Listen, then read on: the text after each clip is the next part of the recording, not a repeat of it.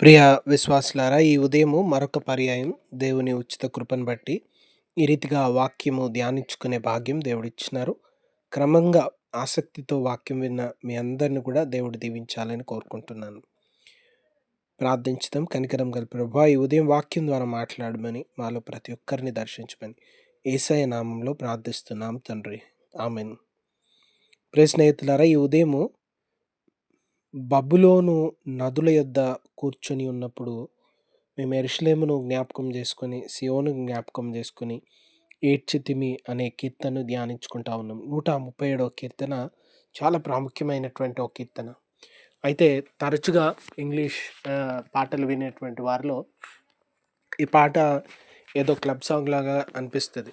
'By the rivers of Babylon there we wept' అనేటువంటి పాట. అయితే ఈ పాట గూడా నల్ల జాతీయులు పాడుతా ఉంటారు. కీర్తన 137 ఏమో ఇశ్రాయేల్ ప్రజలు బబులోనులో చెరకు పోయినప్పుడు అక్కడున్న వాళ్ళు వాళ్ళ సంతోషం, ఉల్లాసం కొరకు యెరూషలేములోని ఒక పాట పాడండి అని మమ్మల్ని అడుగుతా ఉన్నారు. ఆ మాట అనగానే మాకెంతో దుఃఖమొస్తుంది. మేము సియోనుని జ్ఞాపకం చేసుకుంటిమి అని.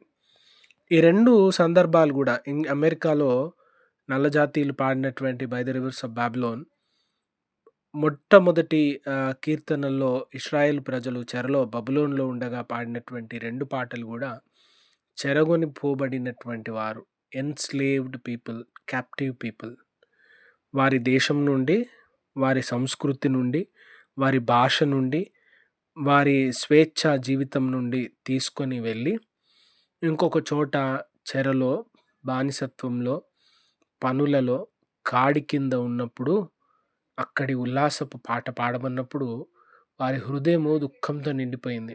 ఎందుకంటే శ్రమల మధ్యలో, కష్టాల మధ్యలో, బంధకాల మధ్యలో ఒకసారి మళ్ళీ సంతోషంతో కూడిన పాట పాడాలి అని. వారి హృదయమంతా బాధతో నిండింది. అందుకే వాళ్ళంటా ఉన్నారు, మనము సియోనును జ్ఞాపకం చేసుకొని ఏడ్చుచుంటిమి. మా గత జీవితాన్ని జ్ఞాపకం చేసుకొని ఏడ్చుచున్నాము.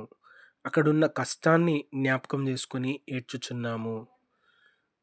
అక్కడున్న స్వతంత్రాన్ని, స్వేచ్ఛను విడిచిపెట్టొచ్చినాం అని ఆ బాధని జ్ఞాపకం చేసుకుంటున్నారు. ఆ బాధల నడుమ వారి లోపల ఒక నిరీక్షణ ప్రారంభమైంది. బాధల నడుమ వారు విశ్వాసం కోల్పోలేదు. బాధల నడుమ చాలా భక్తిపూర్వకమైన విశ్వాసం వచ్చింది. చెరలోకి పోయిన తర్వాత దేవుని వైపు చూడడం నేర్చుకున్నారు. శ్రమలోకి పోయిన తర్వాత దేవుడు నిరీక్షణనిచ్చువాడని గ్రహించినారు. చెరలోకి పోయిన తర్వాత దేవుడు రక్షించువాడని తెలుసుకున్నాడు. శ్రమ నాశనం చేయడానికి కాదు గానీ, శ్రమ తిరిగి నిర్మించడానికి, బలపరచడానికి, బాగవ్వడానికి, బలంగా తిరిగి రావడానికి గూడా ఆస్కారమైతుంది. అటువంటి ఒక నేపథ్యం, అటువంటి ఒక అనుభవం ఇది. ఇక అమెరికాలో నల్లజాతీయుల గురించి మనం జ్ఞాపకం చేసుకుంటే వారి అనుభవం గూడా అంతే. మరి ఆఫ్రికా దేశం నుండి బానిసలుగా అమ్మివేయబడ్డారు. కుటుంబాన్ని కోల్పోయినారు. వస్తువులుగా మార్చబడ్డారు.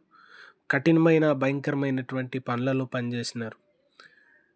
కోవిడ్ వచ్చినప్పుడు కోవిడ్ లాంటి వైరస్ ఎందుకు వ్యాప్తి చెందింది అంటే, చైనాలో వుహాన్ మార్కెట్‌లో ఒక చిన్న కేజ్‌లో 5, 10 జంతువులు పట్టే దాంట్లో 20, 30 జంతువుల్ని ఇరికించినప్పుడు అవి కదలడానికి స్థలం లేక, వాటి వ్యర్థాల మధ్యలోనే అవి నివసిస్తూ, ఒకదాని నుంచి ఒకదానికి వెంటనే రోగాలు ప్రబలి, అది విస్తృతమైన ఒక భయంకరమైన వైరస్ లాగా బయటకొచ్చిందంట. నల్లజాతీయులు 20, 30 మంది పట్టే దాంట్లో వందల మంది ఓడల్లో ఇరికించి భయంకరమైనటువంటి దాంట్లో వారిని అమెరికా లాంటి దేశాలకు తీసుకొచ్చి, యూరోప్ లాంటి దేశాలకు తీసుకొచ్చి వారిని అమ్మివేసిన అనుభవం. భాష రాని ప్రాంతాలు, వారి నేపథ్యం, వారి కుటుంబం వాటన్నిటి నుంచి తీసుకొచ్చినప్పుడు వారు కృంగిపోకుండా దేవుని మీద ఆధారపడుతూ పాడినటువంటి పాటలు బ్లాక్ స్పిరిచువల్స్ అండ్ బ్లూస్ అంటారు. అందులో కొన్ని అద్భుతమైనటువంటి పాటలుంటాయి. ఎలీషా, ఏలియాలు మాట్లాడుకుంటూ ఏలియాను రథాలొచ్చి తీసుకెళ్ళినట్టు ప్రభువు వచ్చి నన్ను తీసుకెళ్తాడనేటువంటిది. యోర్దాను నదిని చీల్చి నన్ను వాగ్దాన దేశంలోకి తీసుకెళ్తారని. నేను చనిపోకముందు స్వతంత్రుడినైతానని. ఈ రీతిగా ఎన్నో చెరలో, బాధలో, వేదనలో భక్తితో కూడిన పాటలొచ్చినాయి. ఈ దినాన శ్రమ, కష్టం, ఇబ్బందొస్తే అది ముగింపు కాదు. మనల్ని ప్రభు బలపరుచుతారు. శ్రమలలో నిరీక్షణ, శ్రమలలో దాన్ని జయించేటువంటి హృదయం దేవుడిస్తాడు.